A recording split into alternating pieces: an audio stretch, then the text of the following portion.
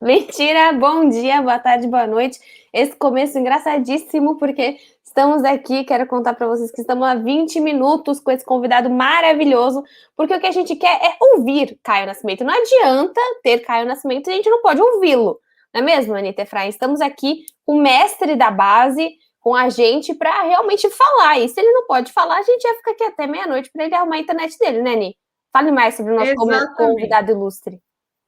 Não, Caio Nascimento, aqui a gente fica muito feliz de ter Caio Nascimento, mas fica muito triste com a internet de Taubaté, que não está colaborando para Caio Nascimento poder dar informações para a gente. Hoje ele não veio falar de base, mas veio falar de futebol sul-americano, de futebol internacional, para contar um pouco para a gente. Aliás, do Messi no PSG, né?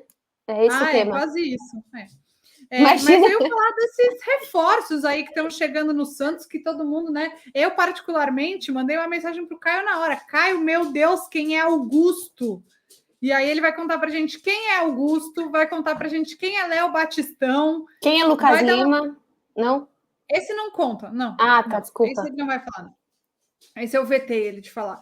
Enfim, certo. Caio Nascimento, seja bem-vindo. Começa contando aí pra gente quem são esses reforços chegando no Santos e você acha que valeu a pena para o Santos, sem custo, né, contratar esses atletas. Boa noite, bom dia, boa tarde, essa coisa toda. Você fez praticamente uma inquisição comigo, né, durante a semana, né? Você tá de boa lá e daí do nada aparece a Anitta, a caixinha da Anitta no WhatsApp, né? Você tudo te importunando, né? Pra não dizer outra coisa, né? Você achou que ia falar outra coisa. Mas não, o Santos se reforçou com 2 jogadores interessantes, né? Primeiramente, obrigado pelo convite. Fazia tempo que eu não falava com vocês, que a Isabel agora tá muito mais importante, né? Ela quase não fala mais com a gente. Então, a gente tem que utilizar esse tempinho livre aí. Mas Augusto Galvão. Opa, fala. A gente ainda tá com um pequeno delay, então a Isabel tem que ficar quieta. Augusto, volta. Então, o Augusto Galvão, né, e o Léo Batistão. O Augusto, ele é um jogador que ele foi muito famoso na base do São Paulo. Assim, ele tinha muita proeminência, digamos assim. Ele era um 10, né? Podia cair às vezes pelos lados, mas ele jogava majoritariamente como camisa 10 do São Paulo. Até mais, ele ficou no São Paulo até 2017, porque ele era, assim, era antigamente, né, antes da pandemia, era muito fácil você fazer excursões, tinha muito campeonato de base internacional. Por exemplo, o Santos, vou dar um exemplo do Santos. O Santos sempre disputava o torneio da Nike, né? Que era muito, era basicamente organizado pelo Manchester United, mas também tinha os grandões de outras, né, fornecedoras. E um deles era o Real Madrid. Então, assim, o Santos sempre enfrentou muito o Real Madrid nessas excursões e o São Paulo também. E foi aí que surgiu, né, o grande desejo do Real Madrid para contar com o Augusto Galvão, né? Lá eles chamam ele mais, né, de Galvão, justamente pelo sobrenome espanhol, do que de Augusto. Mas fica mais fácil a gente chamar ele de Augusto porque ele atende também por esse nome.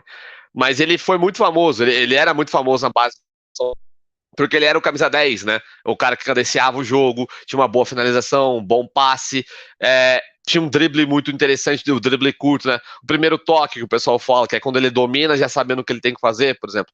Ele domina e já solta a bola, ou ele domina e segura. Ele tem essa inteligência, tinha, né?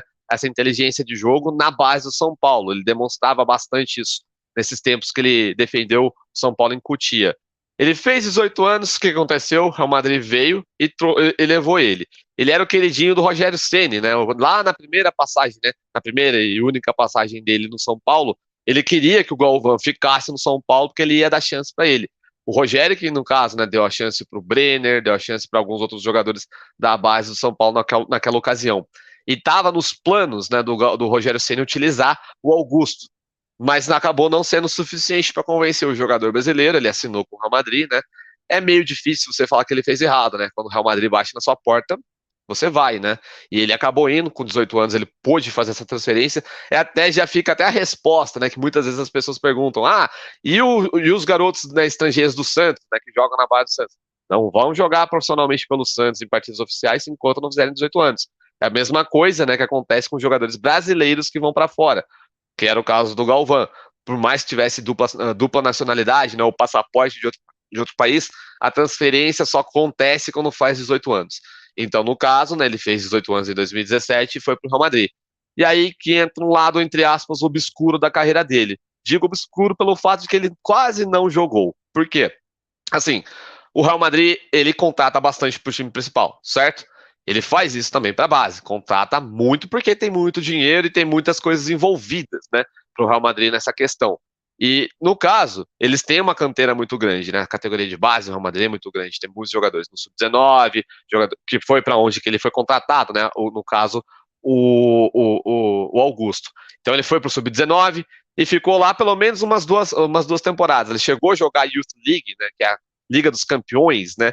De juniores na Europa, é um torneio mais importante de futebol de base lá na Europa. Ele jogou uma edição só, participou de uma partida e nas outras ele ficou no banco. E desde então quase não se viu falar dele.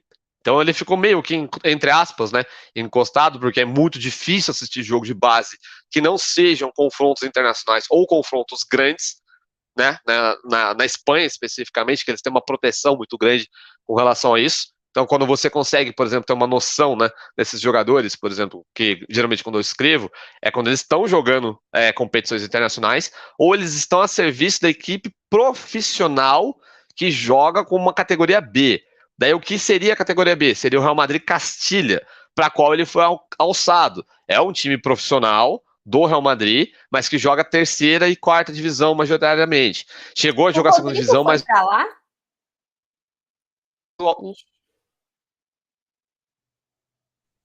O Rodrigo, acho que ele não chegou a jogar no Castilha, Bel, mas o Vinícius Júnior chegou. Então, assim, então ele pode, por exemplo, entre aspas, né, ser rebaixado, né, para a equipe B, né, o Castilha, e jogar ainda pelo Real Madrid na primeira divisão, porque teoricamente é a mesma coisa.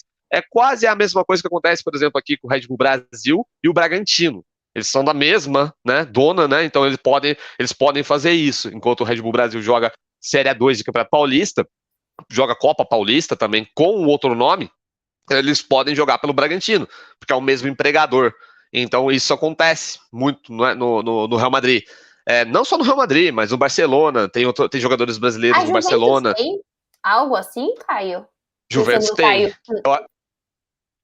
Tem. Inclusive tem até um brasileiro, né, que ele saiu da Juventus porque não estava jogando, que era o Lucas Rosa, lateral brasileiro. Foi revelado no Taubaté, jogou no Palmeiras, jogou... Daí do Palmeiras ele foi para a Juventus, era jogador de seleção brasileira, mas ele foi para a Juventus e pouco jogou também, entendeu?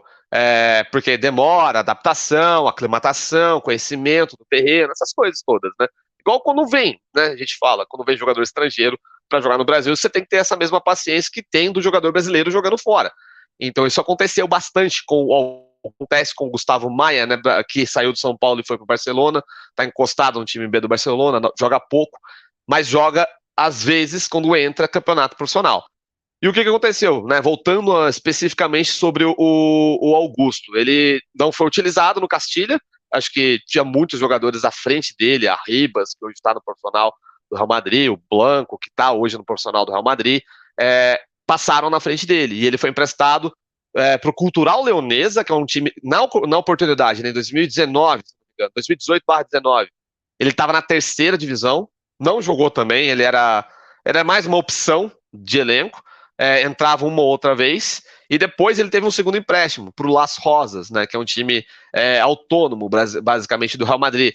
Participa mais da segunda e da terceira divisão, ele jogou, no caso, né, no empréstimo dele, na terceira divisão pelo Las Rosas, um time ali de Madrid mesmo. Alguns falam até que é como se fosse tipo um segundo Real Madrid, sabe? Os jogadores que não se adaptam ao Real Madrid vão para o Las Rosas. O Rodrigo Farofa, né, que é um jogador que fez muito sucesso, aqui o nome é engraçado, né, no Novo Horizontino. A estreia dele como profissional foi contra o Santos, pelo Novo Horizontino, 2018. Ele foi para o Real Madrid também, e ele jogou no Las Rosas, jogou no Sabadell. Então eles ficam rodando nessas equipes. O Rodrigo jogou mais, o Rodrigo, no caso o Farofa, do que, no caso, o Augusto Galvão. Ele entrava geralmente no segundo tempo, né? Se ele entrava como titular, ele saía. Aí vem uma segunda parte, uma coisa que eu acho que é muito importante a gente tocar. Eu acho que assim, ele não sofreu tanto na parte técnica, ele sofreu mais na questão física. Ele lidou com algumas lesões, tanto quando ele chegou no primeiro momento no Real Madrid, quanto para ele conseguir manter a sequência nesses outros clubes para qual ele foi emprestado.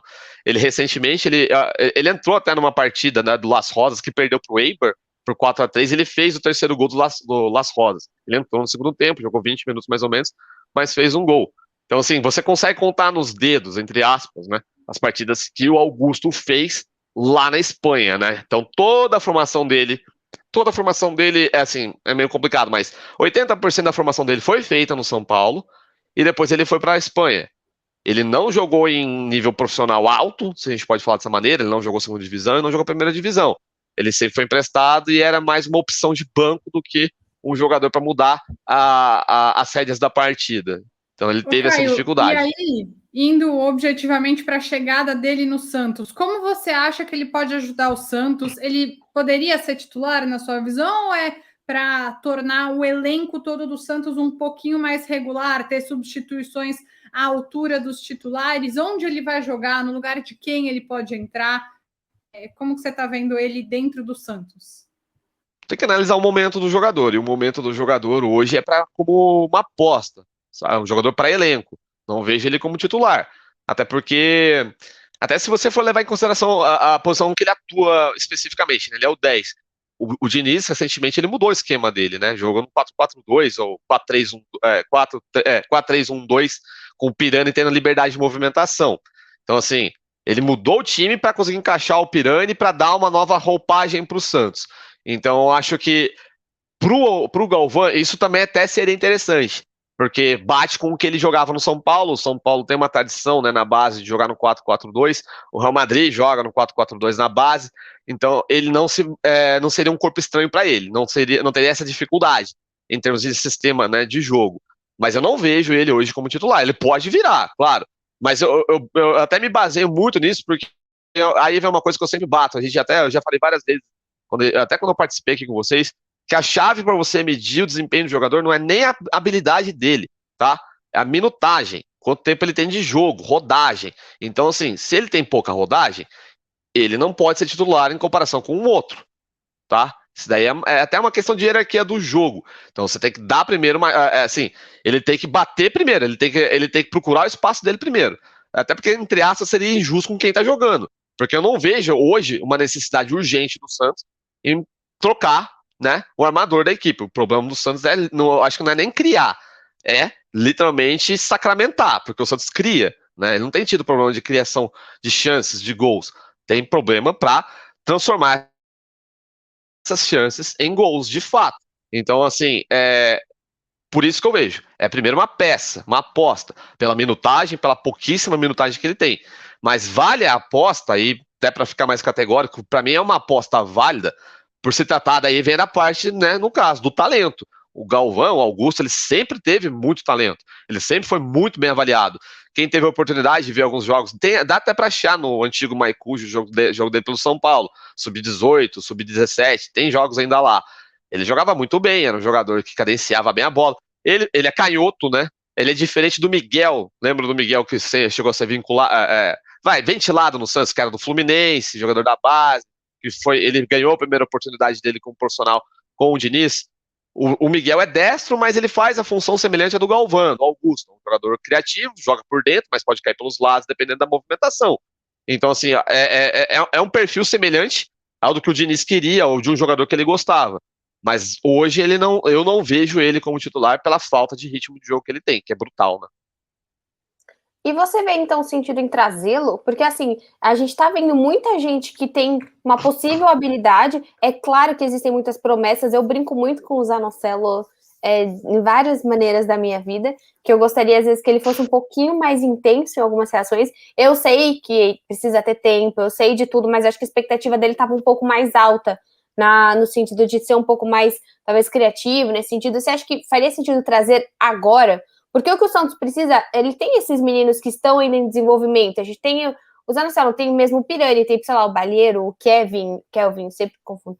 Mas trazer alguém para desenvolver, porque eu vejo que tem pontos no Santos que precisam de gente para entrar, para jogar, para realmente, tipo, conseguir. Você acha que é a hora de investir também, ou você veria mais um cara de experiência para essa posição?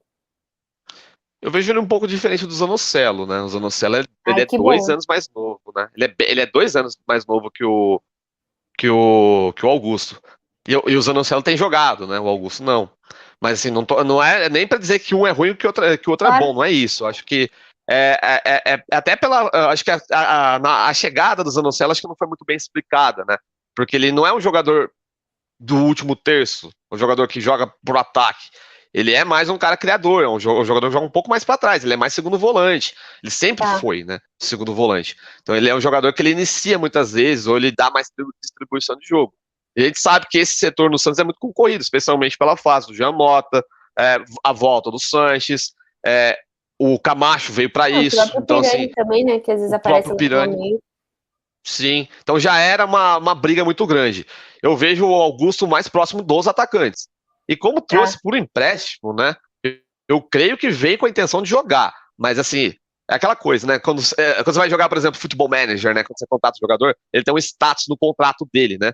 Geralmente tem lá, grande promessa, jogador para compor elenco, líder do elenco, sabe? Essas coisas, essas Uhum. nomenclaturas. Eu acho que ele vem com uma promessa, mas uma promessa para ser utilizada. O jogador para dar rodagem de elenco, para dar corpo, porque tá meio que na cara que um dos problemas do Santos também é físico. É muito jogador extasiado. A última partida contra o Fortaleza, ou se pudesse fazer 8 alterações, eu acho que o Diniz faria, porque ele fez assim que os caras ainda estavam mortos, não conseguiam jogar. Então isso altera muito o padrão de jogo, a qualidade do jogo. Então eu acho que ele vai ter sim as chances dele, do Augusto. Mas o que veio depois, né, do anúncio dele, que eu achei estranho, você estava brincando, né, com a questão do Lucas Lima, por exemplo, ter sido ventilado no Santos. Aí já cairia em contradição, na minha visão, de você buscar, por exemplo, o Lucas Lima, sendo que você trouxe o Augusto, entendeu? Aí chocaria, entendeu? A Não, relação qualquer de uma ponto que o jogada, de Lucas um Lima movimento com o outro. chega, choca.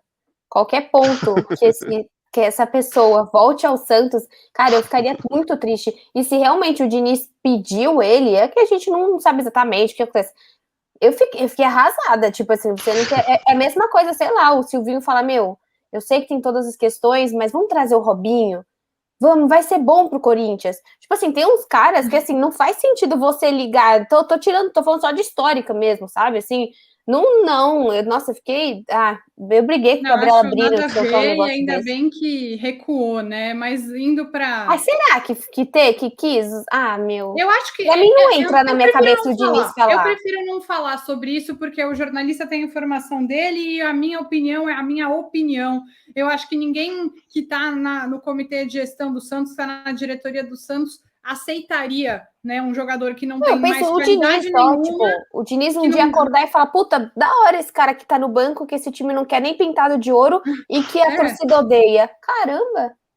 Tipo, não é nem o Ganso que tem a sua história e tal, mas ainda É. entra, né? Tipo, enfim. Caio, vamos um pouquinho para o próximo tema, né? Que é o Léo Batistão, que aí já chega com outro status, né? Acho que deu Outro para patamar. entender que o Augusto tem esse viés mais de aspas aqui, uma promessa, um potencial a ser desenvolvido, e o Léo Batistão não, né? Ele passou por times maiores, tem mais experiência, chega talvez para jogar no Santos, E foi jogar papum como também, né? titular, né? Aliás, isso é uma coisa legal, né? Dessas pessoas. Que é engraçado, né? O Twitter fica tipo, o quê? Santos?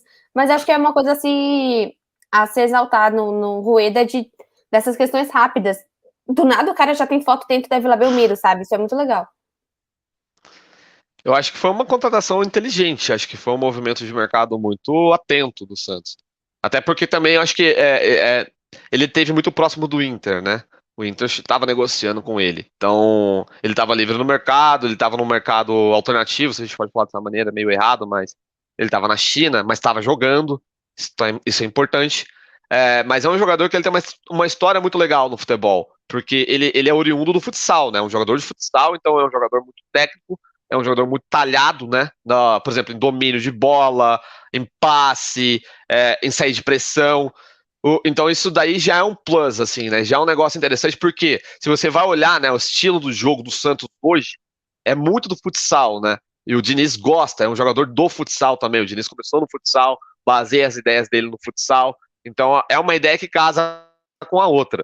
Você vai trazer um cara da cidade, então não vai ter problema, né, de adaptação, não vai ter problema de língua, não vai ter problema de lugar. Deve ser um sonho da vida dele, né? Porque cresceu em Santos, vai jogar no time da cidade. Então, isso tudo pesa muito a favor dele. Mas o que eu acho que pesa mais a favor dele, que eu gosto, é porque ele faz uma função que até eu e a Anitta, a gente conversa direto no WhatsApp, eu sempre falo.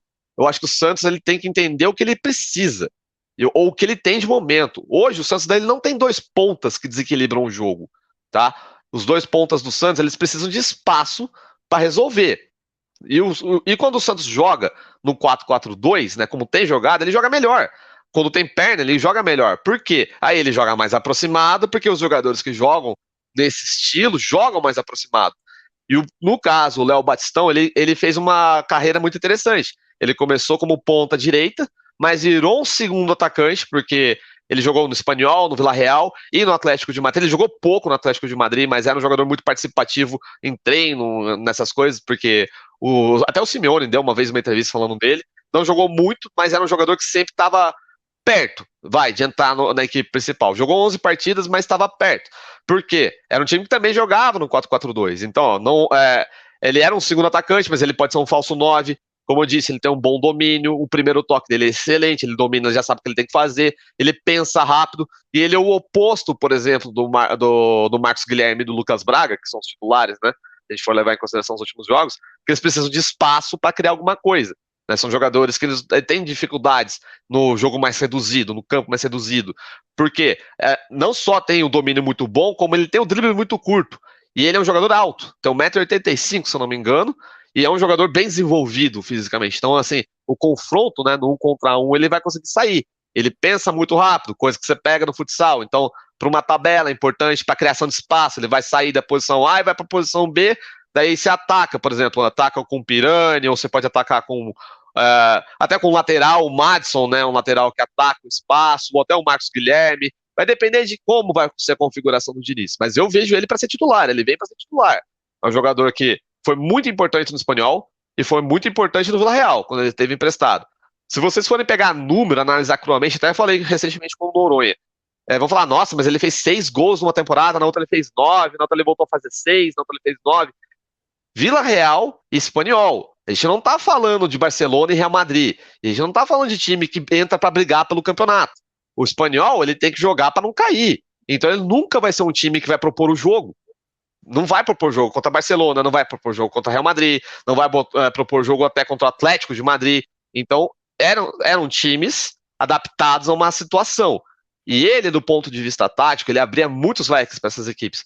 Pelo fato de já ter jogado de ponta, mas ter se adaptado melhor, jogando mais por dentro, né, como segundo atacante, falso 9, ele cria espaço, ele ajuda a criar, um termo que o pessoal hoje gosta de usar bastante, né, que é associar, é literalmente entrar na linha de passe no meio campo, ou seja, quando ele sai, é igual o Caio Jorge, por exemplo, fazia. E aí que entra a segunda parte, que eu acho importante. Eu sei que a torcida tem uma raiva do Caio Jorge, mas do ponto de vista tático do Caio Jorge, ele era extremamente essencial para o Santos, porque ele sai, cria espaço, ele ajuda a armar, ele sai e cria uma inversão de jogo, ele sai da posição dele e vira ponta. O Marinho cansou de fazer gol por conta do Caio Jorge, ele saía da função de centroavante, o Marinho entrava por dentro. Então, assim, isso ajuda. Então, ele sabe fazer essa função que o Caio Jorge fazia. Por isso que, analisando o contexto, né, a gente não tem bola de cristal, foi uma contratação extremamente coerente do Santos, pela falta, né, que já tinha de um jogador mais habilidoso no último terço, um jogador mais técnico, né, mais evoluído tecnicamente e taticamente, e por ser um jogador que se assemelha, não vou falar que é igual, mas se assemelha às características do Caio Jorge, eram as características que ajudavam muito o Santos do ponto de vista tático, que é criar espaço, ajudar na linha de passe, não ter dificuldade para dominar, porque o Marcos Guilherme, né, ele precisa de um bom tempo, né, igual eu para arrumar minha internet aqui, para dominar uma bola. Então, assim, é difícil para ele. Não tem a mesma facilidade que o Caio Jorge tinha, que o Léo Batistão tem. Então, assim, você dá uma aumentada no nível do ataque. Eu acho que isso daí não é para empolgar, né, dar aquele clássico empolgou, mas já é para dar uma esperancinha, assim, porque você vê padrões, você vê uma lógica muito grande por trás da contratação do Léo Batistão. Então, Caio, você acha que seria uma pessoa para completar o esquema tático que o Santos tem e que não está funcionando tão bem, né? Esse homem dentro da área, ele é alto, ele poderia ser uma alternativa para jogo aéreo ofensivo, por exemplo. E completando a Dani, como que você montaria esse ataque? Dá para jogar com o Marinho? Dá para você montaria com o Lucas Braga? Como que ficaria na sua visão? Bom, vamos lá, né? Vamos quebrar alguns dogmas aqui. Eu sei que o Santista ainda vive um caso nostálgico com a 4-3-3. Eu acho que o Santos tem que começar, para esse momento, a largar a mão disso. O Marinho, ele não tem mais a explosão de antigamente. O Marinho, ele tem dificuldade, né, em ser a referência, tá? Não tô falando de ser referência do time, é referência no jogo, quando ele tem que desequilibrar sozinho. E pelo fato dele não estar mais com a mesma explosão de antigamente, que é completamente compreensível pelos problemas físicos que ele teve, eu acho mais interessante para o Santos deixar ele mais próximo do gol, como um segundo atacante, certo? Por isso que eu acho que a troca, né, a opção do Diniz foi muito inteligente em jogar num 4-4-2 ou 4-3-1-2, com dois atacantes móveis, com poder de finalização que agora você tem, né, com o Batistão e com o Marinho, e ter alguém por trás se movimentando ou atacando espaço. Pode ser o Pirani, pode ser o Augusto que chegou, pode ser até o Carlos Sanches. Vai depender muito do adversário. Eu acho que assim, a gente não precisa ficar preso com 11 titulares sempre. Até pela questão do campeonato. Né, saiu até uma pesquisa, deu muita dor de cabeça esses dias, né, de intensidade. O campeonato brasileiro é um dos menos intensos, né? Mas isso tem muito a ver com temperatura, isso pesa demais no jogo. Então, por isso que eu acho que ficar preso com 11 titulares é um erro, tá? E também ficar preso sempre no 4-4-2 ou no 4-3-3 também é um erro. Então, vai ter adversário que você pode jogar no 4-3-3. E aí dá para você alinhar um ataque com o Marinho, né? Um adversário que vai ser menos físico ou vai exigir menos da explosão física dele, como ponta. Ele pode continuar sendo ponta, mas em jogos difíceis eu acho que é melhor ele ser um segundo atacante. Mas com 4-3-3, com o Marinho de um lado, o Marcos Guilherme do outro, e o Batistão, né, centralizado, de falso 9 abrindo espaço. Eu acho muito improvável, né, o Diniz tirando o Marcos Guilherme da equipe titular. Ele gosta muito do Marcos Guilherme. Mas eu iria... aqui que o Caio não gosta muito do Marcos Guilherme. Tô falando aqui só pra audiência, é um segredo. Eu acho que ele tem competência, tá? Mas eu não vejo ele como titular incontestável. Tá. Não, pra mim ele não é titular incontestável. Certo. Assim como aí entra outra coisa. Também não acho o Lucas Braga um titular incontestável. Mas ele é um jogador útil em plano. Por exemplo, quando você vai jogar contra um time que tem uma defesa lenta, bota 3 caras na frente. Quem é incontestável hoje pra você, tirando o Sanches? Tirando o Sanches, Kaique na zaga e o João Paulo no gol. O João Paulo é incontestável. O momento dele... Camacho de primeiro volante, que você falou mal e tem jogado bem? Tem jogado bem, mas vai ter jogo que ele vai ser acossado. Por exemplo, o jogo contra o Libertad, né? Quando o Santos, até antes, tá, da expulsão do Kaique, ele era muito pressionado. Então ele tem dificuldade, por exemplo, quando ele é pressionado, ele tem que pegar a bola e soltar muito rápido. O Camacho, ele demanda um pouco mais de tempo. Ele tem um passe muito bom, ele tem uma visão de jogo muito boa. Só que ele ainda tem uma dificuldade para girar. Isso daí é uma coisa que pega pra vocês verem. Ele tem uma dificuldade pra girar, porque ele é alto, ele não é um jogador explosivo. Você falou isso do Pituca, né? O Pituca tinha esse demora de pares. No primeiro vídeo que você gravou pro canal, você falou exatamente isso, dessa nova geração de meninas que vinham com essa habilidade de conseguir ter essa decisão mais rápida, ao invés de, tipo, pra onde eu vou, e coisa que o Pituca faz, mas acaba que ele compensa em outros pontos, né? Acho que o Camacho, ele tava bem, mas agora eu sinto que ele deu desde o jogo contra o Corinthians, eu senti que ele deu uma baixada. Eu não sei se é porque a zaga tá precisando mais dele, ele tem que ser menos criativo e mais Alisson. E aí eu acho que ele talvez não consiga fazer exatamente a função, mas é só uma visão que eu acho que o Santos às vezes perde um pouco de ter esse zagueirão Alisson e ajudar a zaga quando a zaga tá perdida, né? É a situação do jogo, a estratégia. Para a gente fechar e liberar você que está doando seu 4G para a gente, com essas chegadas e tal, qual seria o seu time ideal, os 11 titulares do Santos mais adequado para o que há de vir? Bom, eu iria. João Paulo, eu iria atrás um lateral direito, mas, né, o Madison, a dupla de zaga não mexo, né, o Luiz Felipe e o Kaique, especialmente o Kaique, ele tá num momento muito bom na carreira dele. No lado esquerdo, aí você joga o colete pra cima, mas Moraes. Camacho, daí fica no 4-4-2. Sanches, o Camacho, Sanches, o Jean Mota e o Pirani com liberdade para movimentar. Marinho inteiro e Léo Batistão. Mas assim, tem que tomar muito cuidado, a gente não pode estourar o Marinho, é um ativo muito importante do Santos. Então assim, o Santos tem que trabalhar muito bem, ele tem que estar inteiro mesmo para jogar. E é bom você ter opção, por exemplo, eu sei que o Diniz ama o Marcos Guilherme, eu sei que o Marcos Guilherme começou muito bem, mas é importante você ter um cara bom no banco também, entendeu? Porque uma hora você vai precisar botar ele no jogo, cara. Então assim, é melhor ele entrar mordendo do que ele entrar desanimado. Então assim, você tem a opção de mudança até de esquema tático no banco é importante. Daí por isso que eu deixaria a priori, né? No caso, o Marcos Guilherme, pensando no ideal mesmo, o Marcos Guilherme e o Lucas Braga no banco, para jogar Batistão e Marinho, porque aí você ganha mais em qualidade técnica e mais em poderio ofensivo e finalização. E só porque surgiu a dúvida, a questão, o Wagner Leonardo você não colocaria no lugar do Luiz Felipe ainda? Deu uma cortada, desculpa. Eu ia te perguntar a sua opinião sobre o Wagner Leonardo, que a Ani perguntou os seus 11, você não opta por esse momento que acha que falta amadurecimento, acho que no futebol do Diniz não faz sentido, só queria sua opinião sobre esse jogador, daí é a última. Uhum. Não, acho que é uma boa pergunta. E assim, eu acho que o Luiz Felipe, é cruel falar isso, mas às vezes ele, por exemplo, ele sacrifica muito o Kaique em alguns lances. O lance da expulsão não foi só culpa do Felipe Jonathan. Contra o Libertad foi culpa dele também.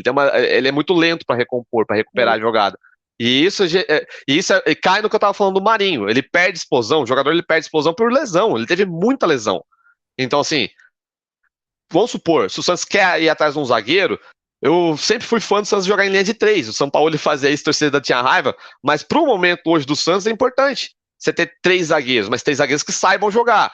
Daí você poderia enfiar o Palha ali, o Luiz Felipe e o Kaique. Eu não acho que o Palha entra por questão de hierarquia, por questão de não é nem só questão de momento, mas por longevidade. O Luiz Felipe ele fez boas partidas, mesmo tendo esses problemas. Ele ajuda muito o Santos no jogo aéreo, né? Essa é a minha impressão, que sem ele a qualidade do jogo aéreo defensivo cai muito. A gente volta para aquele Deus nos acuda. Acho que nesse sentido ele ajuda bastante. E é experiente. Então, assim, ele é bom mesmo, você tem razão, no jogo aéreo. O Palha ele é menor, né? Eu acho que ele é menor, um pouco menor que o Luiz Felipe, então isso tem um peso, né, na hora de você formar uma dupla, né? Ainda mais o Santos que joga com linha de 4 majoritariamente, então tem esse peso, um precisa ser diferente do outro. Então, por isso que eu acho que o Palha vai demorar. Então, e aí entra naquela questão, né? Valeu a pena tirar ele do Náutico, onde ele estava tendo uma boa sequência, ele estava se evoluindo, estava se encontrando, né? O Náutico caiu acho que a gente chegou, né? Também, poxa. Caiu bastante. Ele chegou a gravar, né? Ele falou assim, na época eu tinha dúvida ainda, qual é a posição do Palha? Ele jogou de volante, ele jogou de lateral, já jogou de zagueiro. Quando ele estava no Náutico, ele definiu zagueiro, e jogou bem de zagueiro. Daí você tira ele do Náutico, que é o que ele quer, e daí ele perde a minutagem, até ele recuperar. Mas eu sei que parece chato, ele joga, né? Por exemplo, ele é o reserva imediato, ele tá na frente do Boza, por exemplo. Mas que o Boza tá lesionado, né, também. Volta amanhã também, mas o Palha vai ser o titular. Na quinta. Eu acho que o Boza ele vai ser lateral direito mais no Santos do que pela movimentação, né, do Santos. Bom, para trazer, né, o Palha, acho que talvez o Santos pense no Boza mais como lateral direito, porque ele jogou bastante de lateral direito no Mirassol. Virou zagueiro, claro, mas o Mirassol também jogava com linha de 3. Até aquela coisa também, né? Você ter um jogador polivalente é muito importante. Você pode mudar o jogo, mudar esquemas de jogo durante a partida sem trocar. Então, por exemplo, ele é um lateral direito defensivo, por quê? Porque ele joga de zagueiro também, então daí você pode jogar em linha de 3 sem ter que tirar um cara do meio campo para botar um zagueiro, entendeu? Então assim, você ganha nisso. Eu acho ele um pouco cintura dura em comparação ao Palha, eu acho o Palha mais ágil. O Palha, ele recupera uma bola mais rapidamente. Ele, por exemplo, ele tem uma facilidade maior justamente porque é um jogador mais leve. Então isso daí conta a favor dele. Mas aí é o Diniz, né? Eu acho que assim, ele demorou muito para mudar o esquema, né? A gente viu quanto tempo ele ficou preso no 4-2-3-1 ou no 4-3-3. Até ele optar pelo 4-4-2, acho que mais até pela circunstância do Santos em relação aos jogadores estarem saudáveis ou os jogadores estavam disponíveis no momento.